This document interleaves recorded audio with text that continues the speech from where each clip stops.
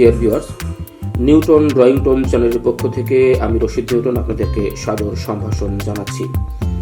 চিত্রশিল্প এমন একটি শিল্প যেটির মাধ্যমে আমাদের মনের ভাব যেমন প্রকাশিত হয়, তেমনি আমাদের ভাবনাও কিন্তু বিকশিত হয়। অর্থাৎ আমরা যা আমাদের অন্তর্লোকে যে ছবিটি ভাসছে সেটি কিন্তু আমি ক্যানভাসে অর্থাৎ কাগজে ফুটিয়ে তোলবার কিন্তু চেষ্টা করি।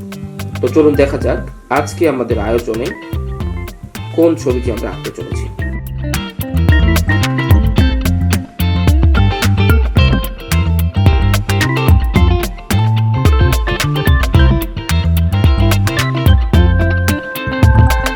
ছবি আঁকার কিন্তু কিছু নিয়ম কানুন রয়েছে। অর্থাৎ যারা জাত শিল্পী তারা কিন্তু আসলে তাদের ভেতরের প্রতিবিম্বটাকে কাগজে ফুটিয়ে তোলার চেষ্টা করে, তাতেই একটি সুন্দর ছবি হয়ে যায়। তবে কিছু নিয়ম কানুন কিন্তু রয়েছে, আর্টেরও কিন্তু কিছু গ্রামার রয়েছে। আমরা যেমন ছোটবেলায় অ আ ক খ শিখে কিন্তু আমরা পড়তে শিখেছি, লিখতে শিখেছি, আর্টেরও তেমন কিছু নিয়ম কানুন রয়েছে। আমরা আমাদের ড্রয়িংগুলোর মধ্যে দিয়ে সেই গ্রামারগুলো আপনাদেরকে দেখিয়ে দেবার চেষ্টা করব, শিখিয়ে দেবার চেষ্টা করব, একসঙ্গে শিখবার চেষ্টা করব।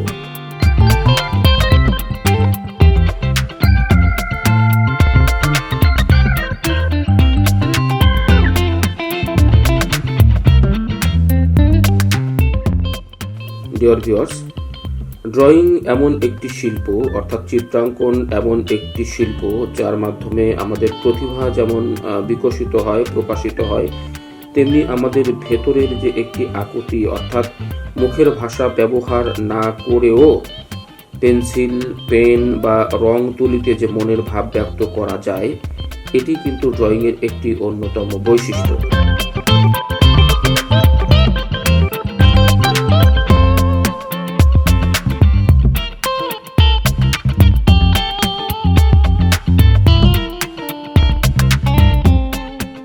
ডিয়ার ভিউয়ার্স, শেষ হয়ে এলো আমাদের আজকের ড্রয়িং। আপনারা দেখতে পেয়েছেন যে ছবিটি আমি এতক্ষণ ধরে আঁকার চেষ্টা করছিলাম সেটি কিছুটা কিন্তু শেপে নিয়ে আসতে পেরেছি। অর্থাৎ নিশ্চয়ই আপনারা বুঝতে পারছেন যে স্টেপ বাই স্টেপ একটি নিয়মতান্ত্রিক ধারাবাহিকতার মধ্য দিয়ে কিন্তু আমরা এই ছবিটি, এই ড্রয়িংটি বা এই চিত্রটি কিন্তু শেষ করবার চেষ্টা করলাম। আর্টের মধ্যে কিছু গ্রামার রয়েছে, কিছু নিয়ম কানুন রয়েছে যেগুলো জানলে আসলে ড্রয়িংটা ভীষণ সহজতর হয়ে ওঠে এবং অত্যন্ত জীবন ঘনিষ্ঠ বা জীবন্ত মনে হয় সেই ড্রয়িংটি। তো আপনাদের কেমন লাগলো জানি না, যদি ভালো লেগে থাকে লাইক কমেন্ট করে আমাকে উৎসাহিত করবেন। সবাইকে অনেক ধন্যবাদ।